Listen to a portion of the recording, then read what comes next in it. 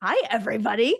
Um, Welcome to today's Ask Me Anything event. I am Jennet Ingle. My guest or my co-host, as you wish to put it, is Ashley Danyew of Musician and Company. I thought we would take a moment or two to each introduce ourselves and then we've got a list of questions that are already submitted. We've got people in the room to submit questions. I encourage you, if you are here in the room, to use the chat very freely, to be in communication as we talk and to submit questions because we love this. For the next hour, we are here for you. Um, Ashley, would you like to just go ahead and introduce yourself a little bit? Talk about Sure. what you do.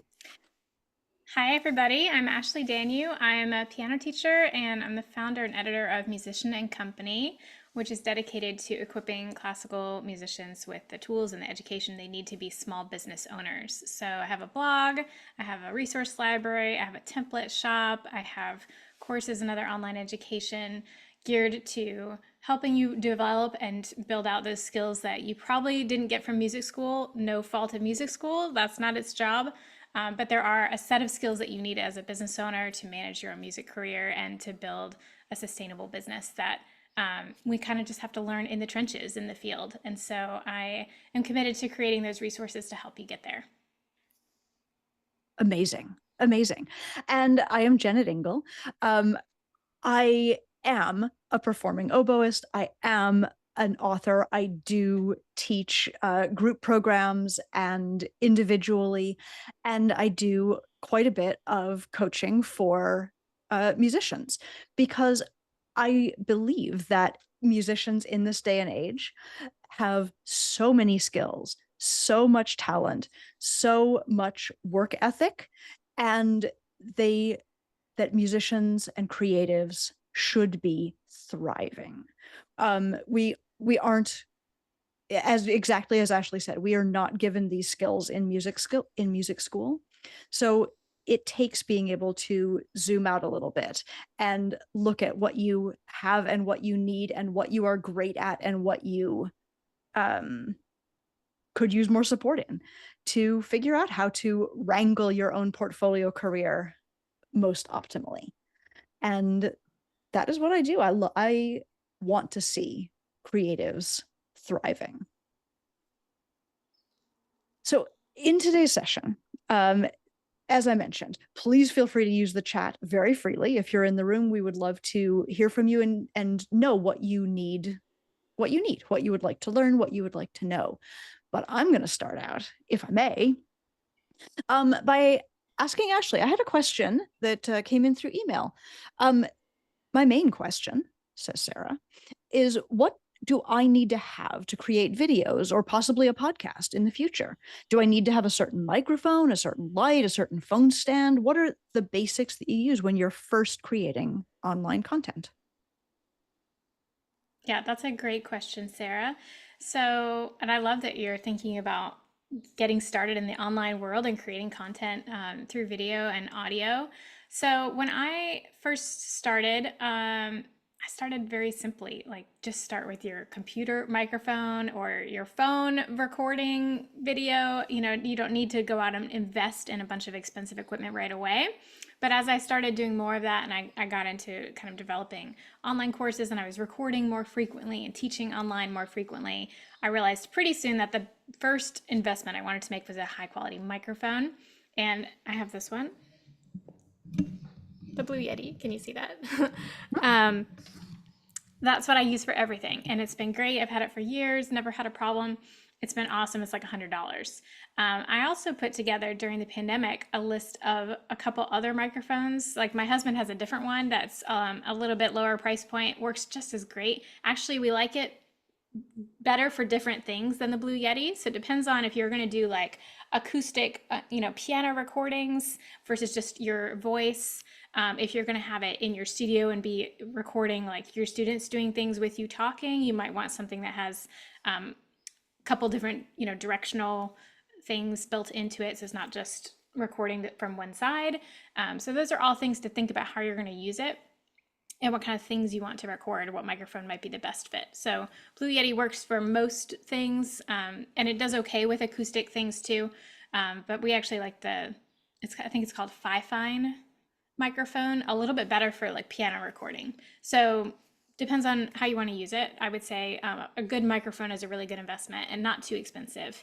Natural light is always great. So if you can position wherever you're going to be recording and by a window where you get natural light, that would be great to avoid, having to invest in like extra lighting and things like that. But you can always do, lamps with like daylight bulbs and things like that to kind of mimic if it's a gray, rainy day and you need to record, you have some options with that. And then in terms of cameras, I mean, honestly, the iPhone these days takes some really, really great video. So I would just start with that if you're going to be doing video, and then you can progress from there. I did buy like a webcam for overhead views of the piano a couple of years ago, and use that for some videos for a little while. But I just used like a mic stand that I already had and like taped it on.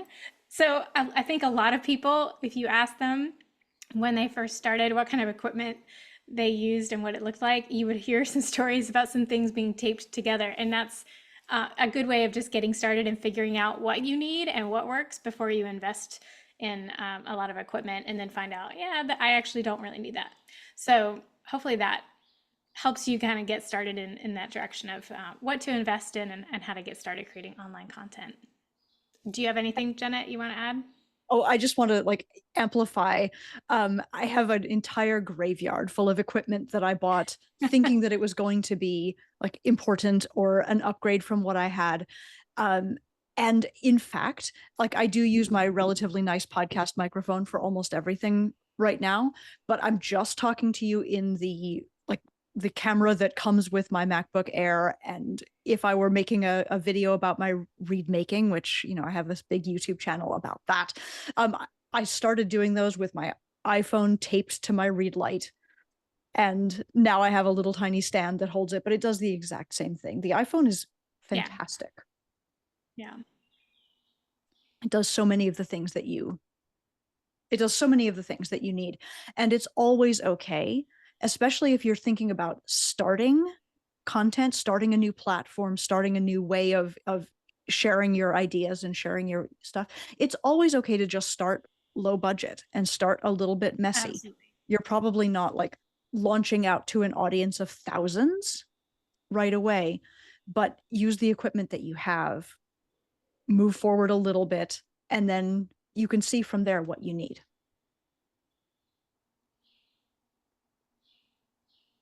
Yeah. So in the chat, I see a question from Victoria that I kind of love. I'll read it out. I received an email from a private lesson student's parents regarding my end of the year recital. I require all of my students to participate in this recital because I feel very strongly that learning to perform in front of a small but supportive audience, prepare solo works, and collaborate with an accompanist are crucial experiences. This student has participated for the last 3 years, but the parent is citing anxiety and that she will not be participating. I need to figure out how best to respond respectfully while still upholding my expectations that students in my studio participate. Would love some suggestions. It's tricky, right?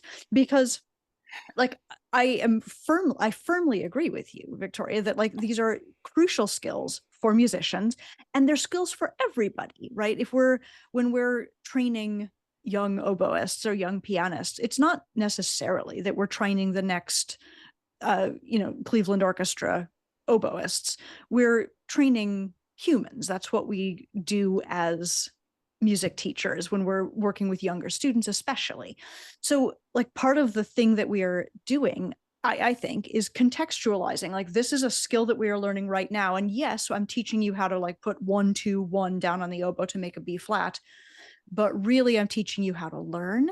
I'm teaching you how to prepare something to a high level. I'm teaching you how to perform, and I'm teaching you how to be like courageous in front of people.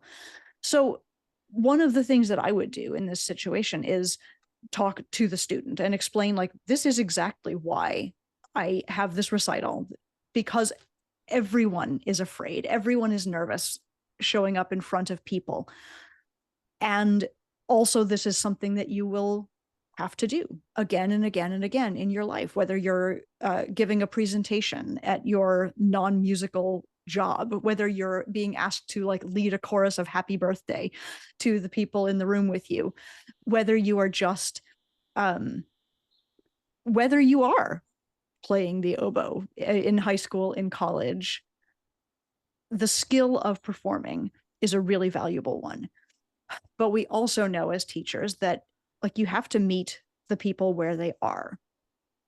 I wonder if there's a possibility of creating a mini recital, a separate event where they could perform, get the chance to work with an accompanist, but they could perform only for their parents right before the main recital. I wonder if there's a possibility that they could prepare and do and make a video that they could share during the recital. I wonder if there's some way that this person who like has enough anxiety to want to pull out of this experience that they've seen before could be accommodated in a way that pushes them a little bit and not too much. Like, I wonder if any of those ideas might feel helpful. Ashley, do you have anything that has come up for you in this? Yeah, Victoria, I'm wondering how old the student is. And you said that they've participated the last 3 years. I'm wondering if in your dealings with them weekly, in your lessons, if any of this has come up or if this was like total news to you and a surprise from the parent. Because I find that as we get closer to our recitals in a month, and so we're kind of in the final, like starting to talk about it, and we're practicing performing and we're practicing the bows and we're talking about what the experience will be like. So I feel like it would come up for us in those conversations. If the student was feeling nervous, we could have those conversations about dealing with anxiety and what is, how does it feel different to be performing versus practicing, and how can you practice the skill of performing in the next couple of weeks. And so I wonder if any of that's come up in your conversations directly with the student, or if it's only happening between the student and the parent, or it's the parent that's kind of feeling the anxiety and putting that on the student, if that makes sense. So I think those suggestions that Jennet had are great of kind of alternatives. I've had students record when they had a conflict, not usually because they're nervous to perform live.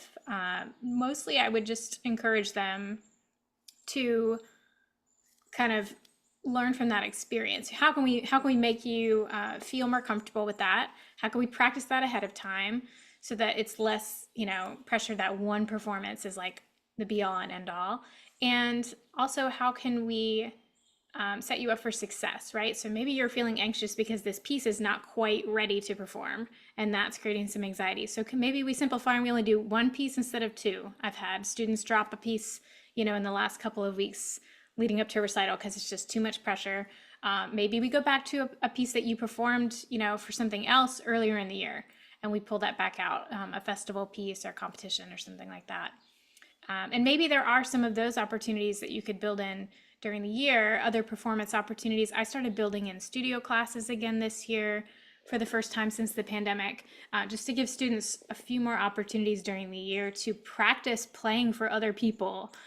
We did informances this spring too for the first time, and those were like small recitals, but more informal in nature.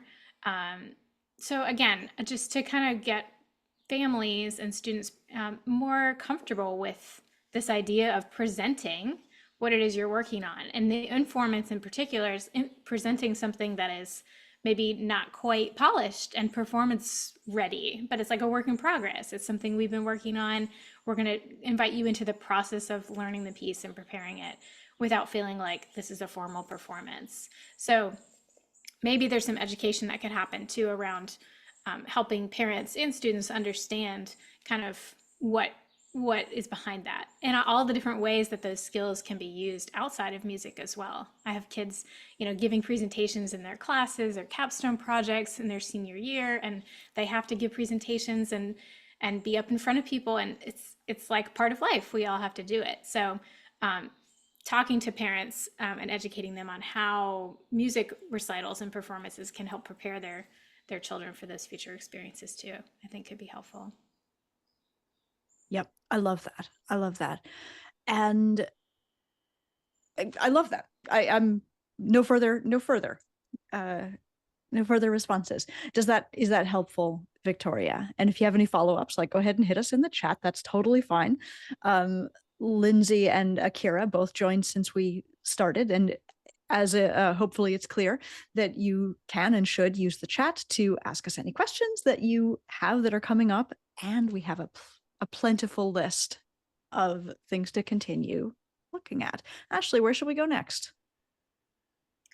Let's see. I think you had a question come in from Ethan. Do you want to talk about that next? Yeah. He had like a couple different questions. So the first one was he says he has an idea for a gadget that he thinks oboists would love and buy, but he has no idea how to find someone who would manufacture it or how to finance it until it starts to sell, which it most certainly will. Which it Do you most have any thoughts on certainly that? will. I Yeah. I Love like that it delights me, right? enthusiasm. I I believe in all of my ideas as well, and so I'm delighted that Ethan does. Manufacturing is something that I don't have a great deal of expertise in, right? But questions that appear for me when I look at this question, and I wish Ethan was in the room, but the questions that I would ask are do is the problem that you do not have the ability to manufacture it at scale yet, or is the problem that you cannot manufacture it at all? If there is some way to like beta it, to develop something easy, something that is like it, something that is similar to it, and talk to actual oboists in your vicinity, in your ensembles, in your lesson studio, friends of yours, and try to get some initial buy-in. This doesn't mean that people have to buy it immediately, but to be able to try out the idea and to workshop it with actual people actually on the ground is a tremendous benefit, because by doing that, by talking about it and by like holding it in your hand and handing it to people to explore and to play with, you will learn so much about the product and about like what the specs exactly have to be and how it might work differently for a different oboist than for you. So is there a way, is my first question, to mock it up or to have a single or two or three of these that you could like put together in your garage and then try them out so that real people can give you feedback on them? Then if the issue is no, I have to be able to make 50 of them and I can't do it with my products at hand, I would look for your local makerspace. And I would ask your friends, like, who knows someone who can machine metal? Who knows someone who can turn wood? Who knows someone who can? Because I think that business, and this will come up again for Ethan's other questions if we move to those next, I think that business moves at the speed of relationships. I have all kinds of great ideas that I can like think up in my head and even write down on paper and be like, yes, this is the best. If only I had the time and the energy and the resources to make this happen, then I could. But as soon as I start to talk to actual humans about those ideas, they change a little bit, almost always for the better, sometimes for the sometimes to the extent that I'm like, oh, maybe this is a less good idea than I thought, or maybe there is someone out there who is better equipped to do this than I am. But so I do not have an immediate answer for you, Ethan, about like, this is the company you should go to get your thing that I have no idea what it is manufactured. But my first idea is talk to 3 people about it, see what they think is a good idea, see whether they think it's an amazing idea or not, and see whether they know anybody who could help you to move it along a little bit. The fundraising, like it's a separate issue, but I think everything starts with getting a little bit of buy-in from a little sampling of humans. Ashley, do you have anything to add there? Yeah, that's great advice, and I probably would have said something along those same lines, it's kind of like Shark Tank, where you go in with your idea and you have your prototype and you have some buy-in and you've generated some interest and that people would buy this if you had a way to produce it, right? And then it's about partnerships, being able to develop those relationships, like Jennet said, with the people who can, print it or build it or create it in whatever it's made of, or create the pieces and then you put it together. So finding, yeah, those people in those other industries that have access to those tools and materials that you need to do whatever it is you're hoping to create. So I guess related to that, he talks about figuring out your niche. How does one corner a niche combination of interests, he says. In my case, is the intersection of classical musicians and occultists. Etsy has been good for finding the occultists, but so far, none of them who are musicians.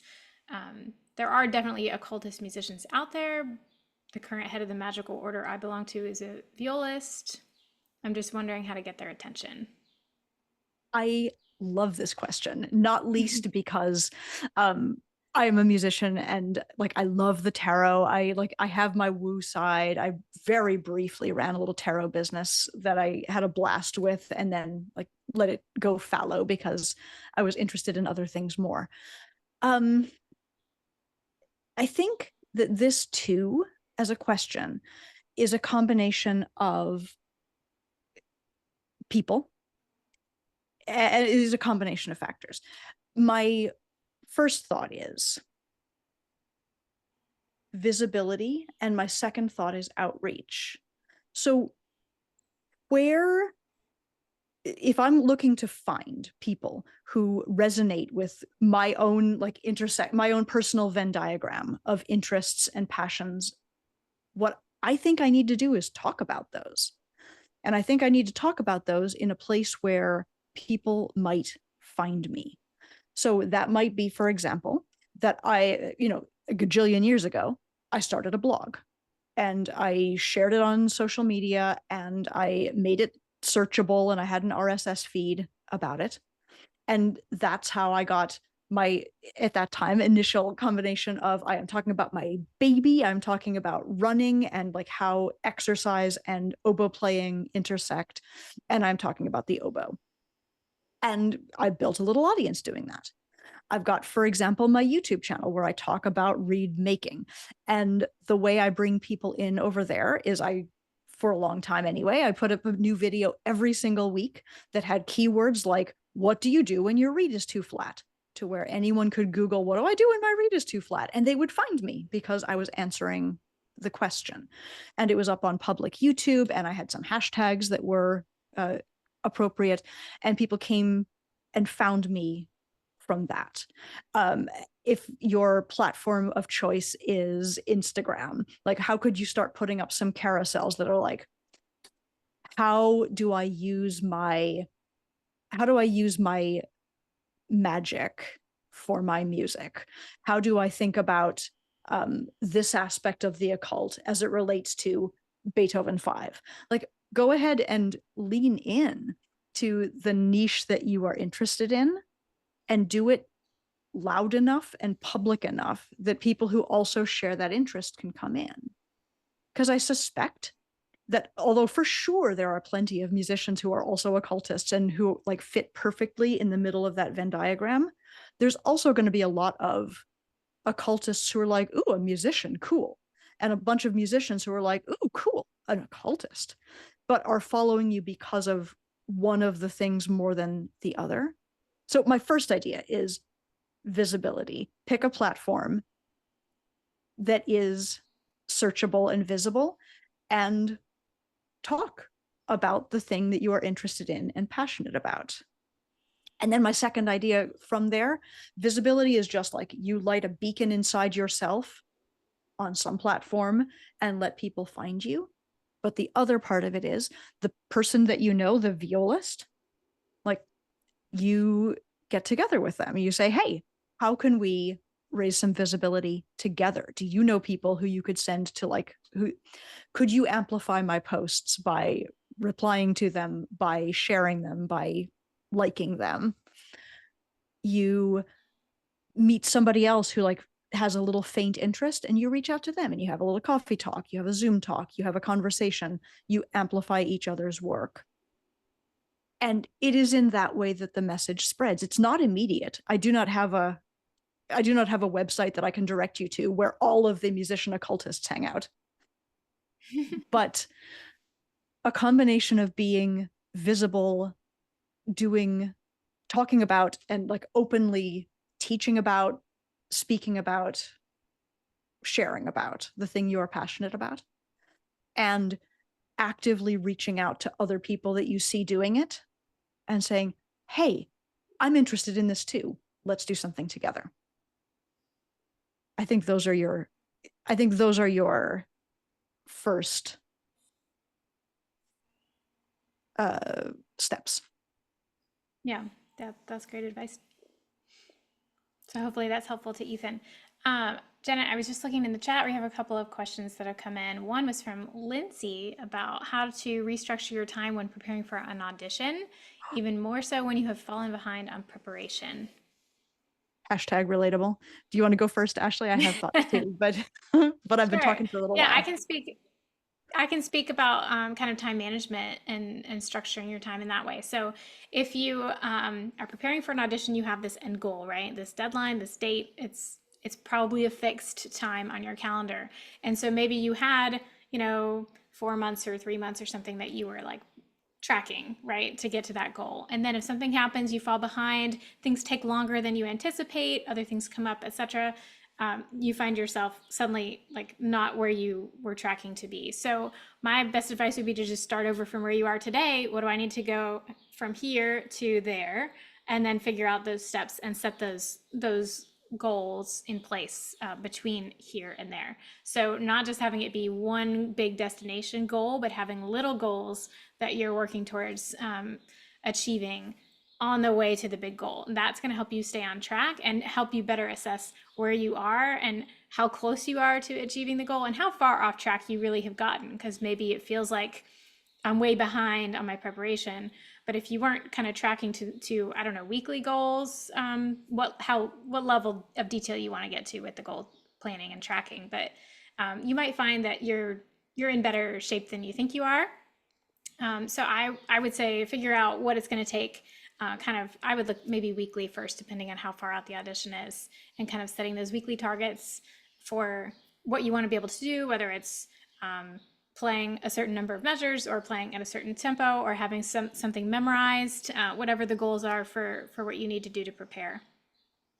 Jenna, you have other things to share? Well, I do, because like I love your thinking about like, okay, exactly how much time do I have? Exactly how much time do I need? Exactly what milestones do I need to hit?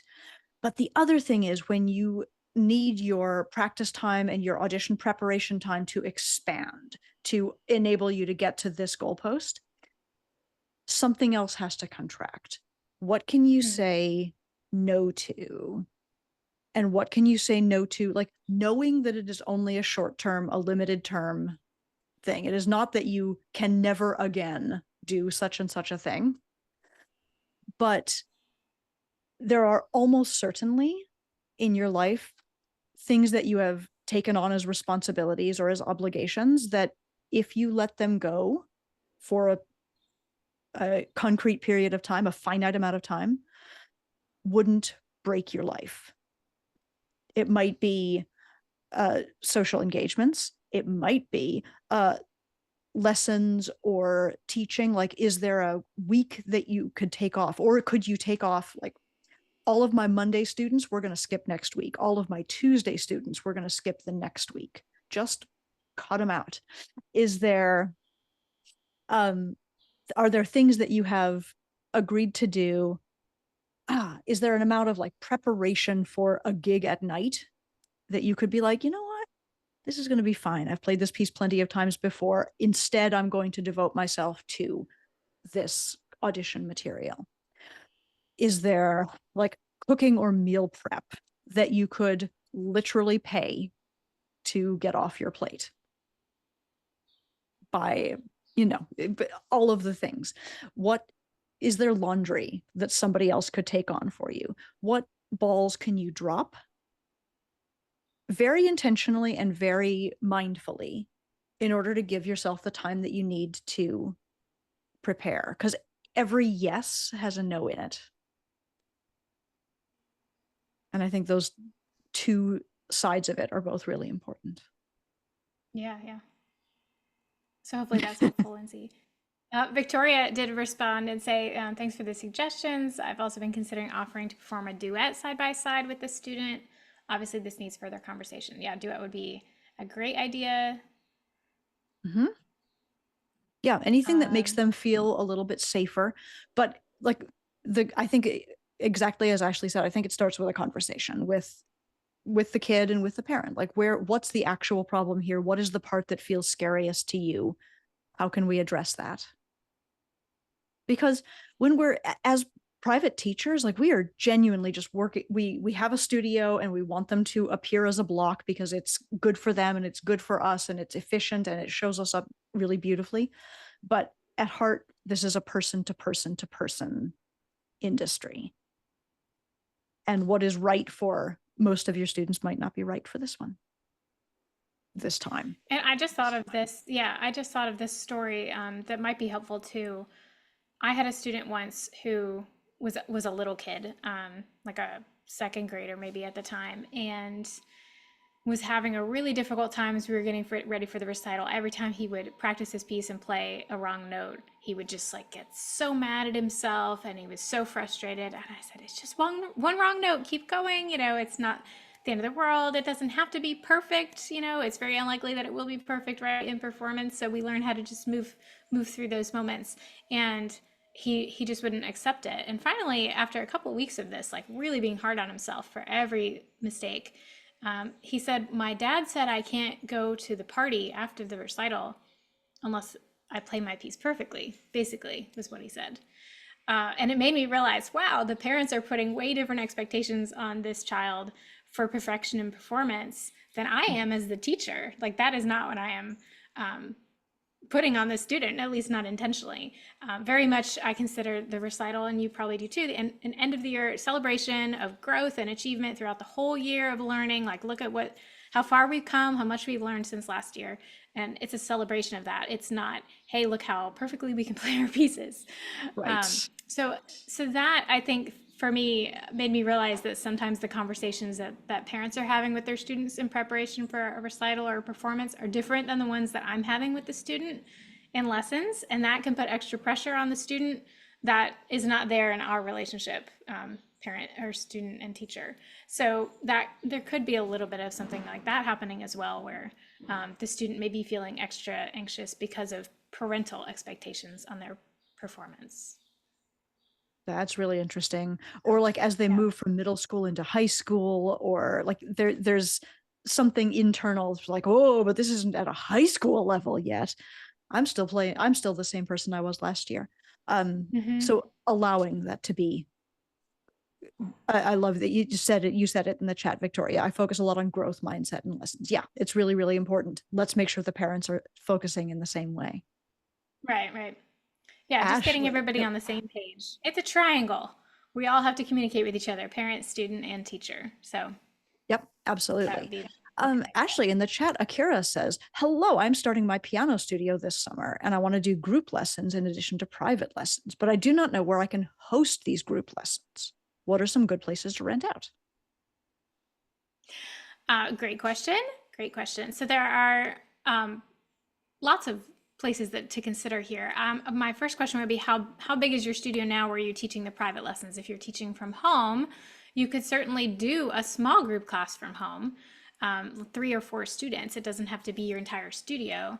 If you're thinking like bigger, full, 10, 12 students, or like full studio meetings, and you need a space to house everyone, I would look in your community for churches that often have just a space with a piano that is not used as much during the week as it is on the weekends. Schools often have available space in the evenings or afternoons or even weekends. And then if you have other spaces that are like party venues, rental spaces. I know we have a couple of like old historic homes and things like that that have pianos in the, grand living room that people can rent out for recitals and things like that.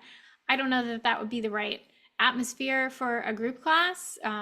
If you're looking for one piano and like a big open space where students could move around for different movement activities and like they rotate being on the piano, or two or three are at the piano together and the rest are doing something else in the space. Classrooms would be great for that. A church space could be great for that. Choir rehearsal spaces and things like that. So think about other community ensembles in your area too, and where they're rehearsing. So if you have community choirs, children's choirs, instrumental groups, like where are they meeting? Are there community music schools that maybe have space that you could use when they're not using it? They might let you use it for free or pay a small rental fee. If you're looking for a place that has multiple pianos, that's a little bit more challenging. Sometimes colleges in the area might have like a keyboard lab that you could have access to, or get in, build a relationship there where you could get in and use that space. Or I know some teachers just use one piano and then they have like practice pianos, keyboards, or like wooden piano keys. You can even get like actual piano keys that are just like glued to a piece of plywood or something. So the students can feel along with whatever the students are doing who are at the real piano. They can practice their scales silently on the key tops without everybody playing at once. So I think it kind of depends on your goals, how big a group you want to have. Let's see, she says We've got a preferably follow babies up in and the chat. Yeah. preschool age music classes, 6 students at most. Yeah.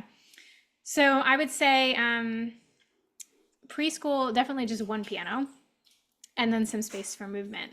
So again, a community space like a church or a school would be probably my first choice, to see if you could use kind of a bigger, more open classroom environment where there's space for the kids to move around. Baby classes too, because you'll have parents with the babies. So having space for everybody to sit on the floor and do some movement activities. Yeah, go to colleges if you have college close by that might have some classroom space, some rehearsal spaces and things like that. It's interesting, Ashley. I pitched that to you immediately because I was like, oh, I don't know about pianos. Where are you going to get like 12 pianos in a room? But even as you were talking, I remembered that in my town, we've got a piano store, Shirk's Piano Store, and they Yeah. absolutely host classes and piano recitals. And like, I was forgetting, I think, that in a group piano class that is not on Zoom, it's not the case that everybody's on a piano at the same time playing simultaneously. That would be chaos anyway. Yes. And, Akara's question, now that we know that it's about babies in preschool, Zoom is not a great idea, but Zoom is also a possibility for group sessions. The magic there being that everyone's got their own piano or their own oboe or their own instrument on their own side. And while one person is being live coached or is performing live, the other people behind their mute button can be invisibly, silently experimenting, trying, learning. So that's one thing that I've really loved about doing Zoom groups for oboists. I also know that some people have created virtual courses or lessons or classes that are taught asynchronously. So they're pre-recorded classes that then parents can have access to at home and do on their own schedule with their children throughout the week to kind of support maybe what you're able to do in person. So that's, something that could be an add-on in the future for you. Yeah. Oh, there's so many great possibilities. And like, I love that Akara's thinking about like, what are we going to do this summer and how are we going to do group, like make the plan, make it happen. I think this is great. You're very welcome.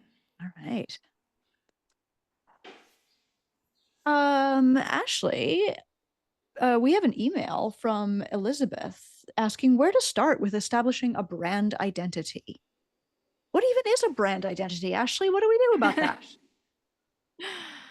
A brand is how you show up in the world, what people think about you, what their expectations are about working with you or hiring you for something. It's kind of a promise that you're making about the experience that a customer or client would have with you.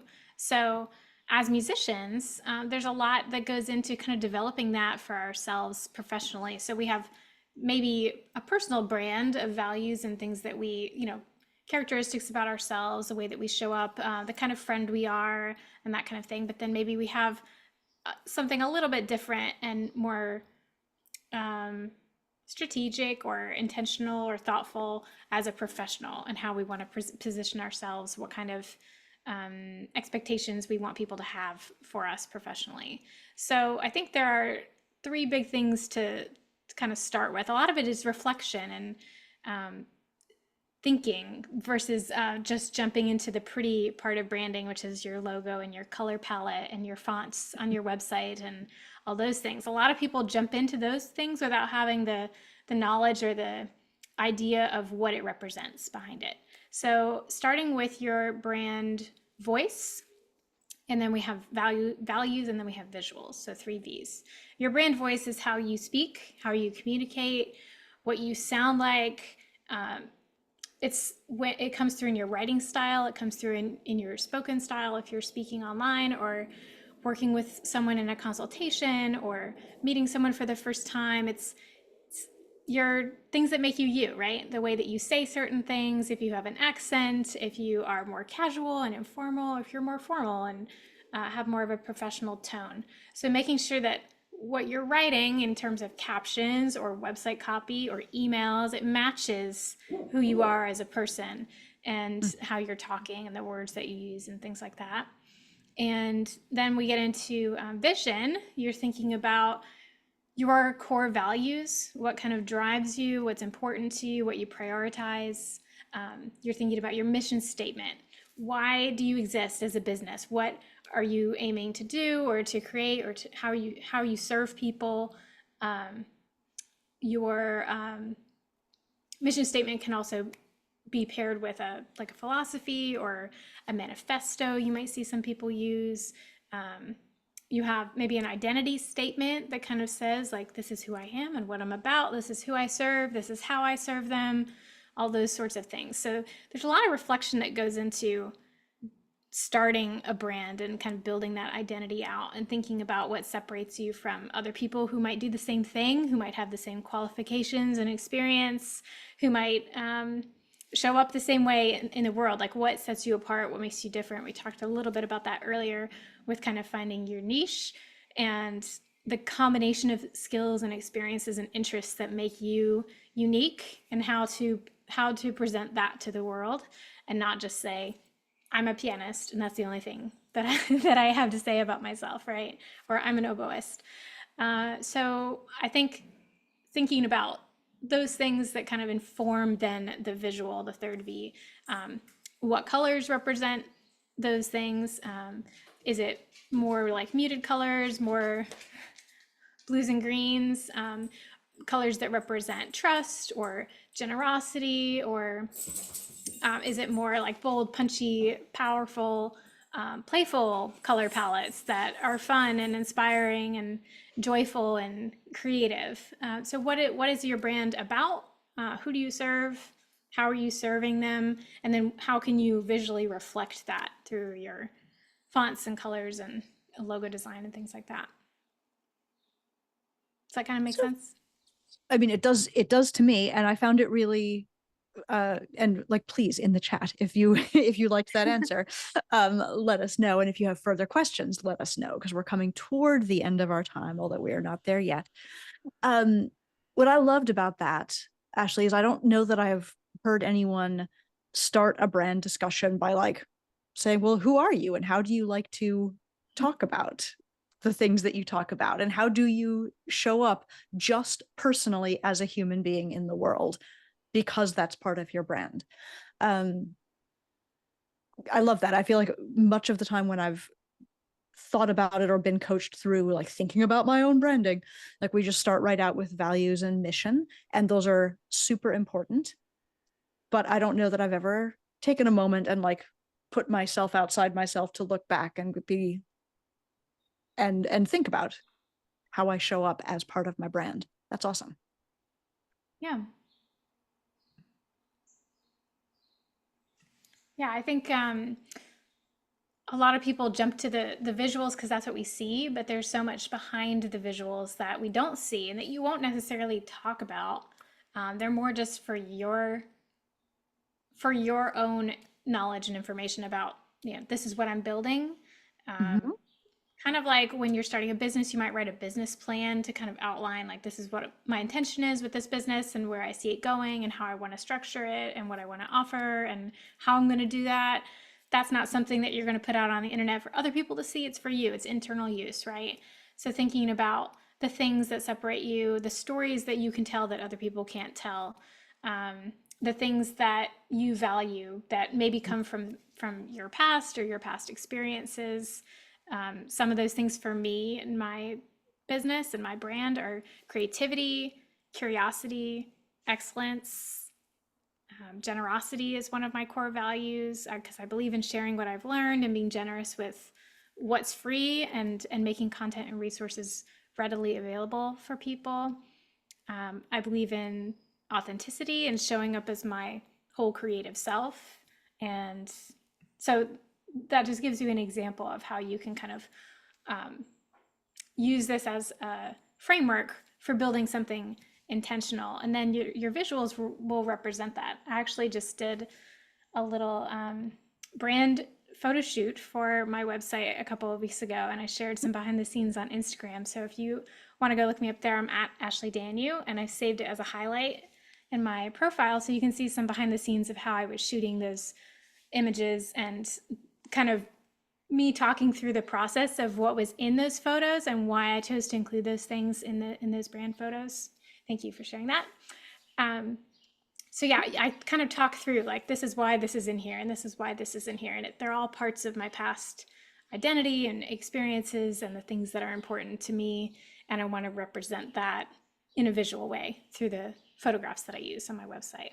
So I love that's that. kind of it all coming into, yeah, a I more well, outward facing. I love that, and it's as a person who, like, I believe in myself as a creative person, but I do not believe in myself as a visual person or one with a visual eye at all. So whenever I show up for brand photo shoots, I'm like, I don't know what fits me today. They're like literally what fits on my human body, not Mhm. there's no part of me that's like, if one of my values is generosity, what color should I wear? Um, and I admire that about you, and I love it, and it inspires me to think more about my colors in my own brand. See, look, I'm learning at this Ask Me Anything.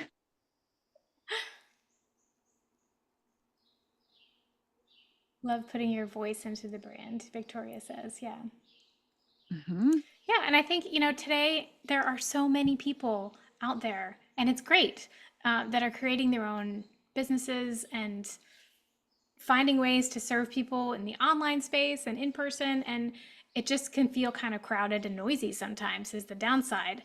And this is a way of really stepping into the world as yourself, which you have things about you and a unique combination of things that other people can't claim.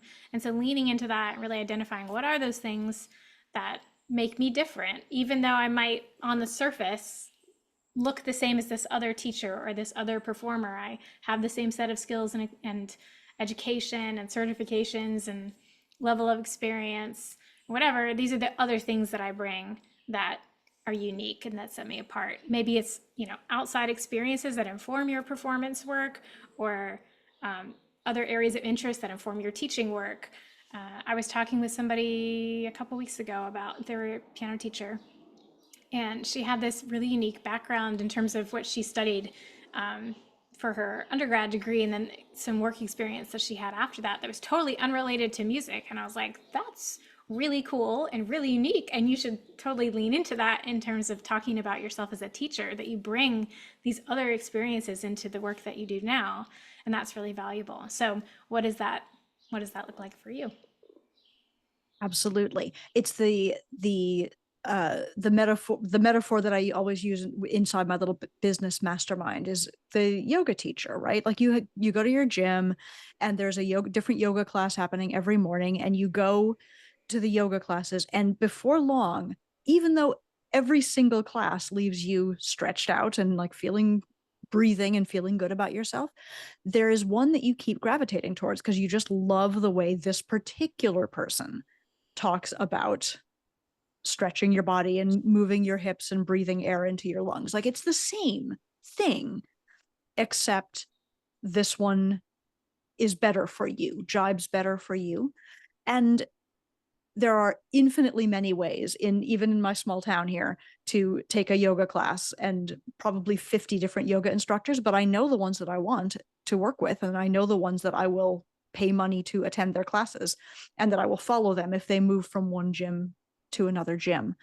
And like that's the person you want to be. You don't just want to be the oboist who can show up and play in time and in tune. That's easy at a certain level. That's the easy part. You want to be that one who comes in with a personality and who has a worldview to impart to your students, and who like displays that with pride. One of my proudest moments, and this was one of highly unintentional branding, but as I was briefly flirting with my tarot business, I set up a different Facebook page around the tarot, and I spent 6 months or so just sharing content every single day, like card of the day, here's what it means for us, spread of the weekend, here's what I'm thinking about for the weekend. And simultaneously, I was promoting my oboe self over on my other page, and I had my my YouTube channel about reed making. And my proudest moment, I think, was when somebody commented on one of my reed making videos and made a tarot reference, a very like obvious and visible one. And I was like, oh, there is somebody who like meets my Venn diagram of interests. There is someone who is following me across platforms. If I had wanted to continue in that like brand of the tarot oboist, which I didn't, but I could have done. And the more I dared to get public about the tarot side and like allow those two things to overlap, talk on the tarot page about my concert this week and how the Queen of Wands was manifesting in that way, talk on my oboe page about what was coming up for me over in the tarot. Like the more I did that, the more I felt like an authentic, full human on all of my social media platforms, and the more people were gravitating towards me. The tarot people who didn't really play the oboe people who didn't really care about the tarot, everyone was still following. And there's a magic to just allowing yourself to be you. Well said. This was really, really fun. Ashley, do you have final words or anything to share with the group here as we close out? Well, I just want to say thanks to everybody who showed up live. We appreciate your time and your questions and your chats. And for those who couldn't make it live but will catch the replay, thank you for submitting your questions in advance. Those are really thoughtful, and hope that we answered most of them. I think we just had maybe one that we didn't get to. So thank you for taking the time and for being here and engaging with us. If you'll get emails, I guess, from both of us at this point. But if you are interested in our book club, I have a book club specifically for musicians that I thought I would share quickly. We have like over 160 people, I think, signed up at this point. We read one book every quarter. I send out an email about the week before the new quarter is going to start with what the book is. I send you a reading plan so you can track through the month if you want to kind of spread it out, or you can read at your own pace. And then I'll send an email to check in and see how it's going for you. And then I record a private podcast with my takeaways at the end of the month, so that we can kind of compare notes. So if that's something that's interesting to you, you can sign up directly through musicianandcompany.com. And I'd love to have you in there. Also, my template shop for May is National Small Business Month. We forgot to say that at the beginning, but it's National Small Business Month. So for those of you who are here and you are freelancing and building studios and working in the gig economy, you are part of that statistic of small businesses in the United States. Welcome, welcome to the family. I have a template shop specifically for you and for those of you who are running your own businesses. So finance templates, pricing calculators, email templates, contract templates for gigs and for music performances and for studio teachers as well. So you can check that out at shop.musicianandcompany.com. Amazing. Amazing. Um, the I'm in a place of transition right now. I don't think my website is even visible at this moment because it's moving platforms. I'm rebranding, like all kinds of things are happening for me in my world. So what I'm going to say to you is thank you so much for being here today. I'm going to say that your artistry matters and that I am eager to see you thriving in your creative career. And that if I can be helpful in any way, you should reach out to me. We can get on a call. I can do that. Oh, look, you shared something. Is that the book club? Awesome. That's the book club link. Yep. Fabulous. All right. Ashley, thank you so much. Friends, thank you so much. This is such a pleasure. And we will see you out there on the internet.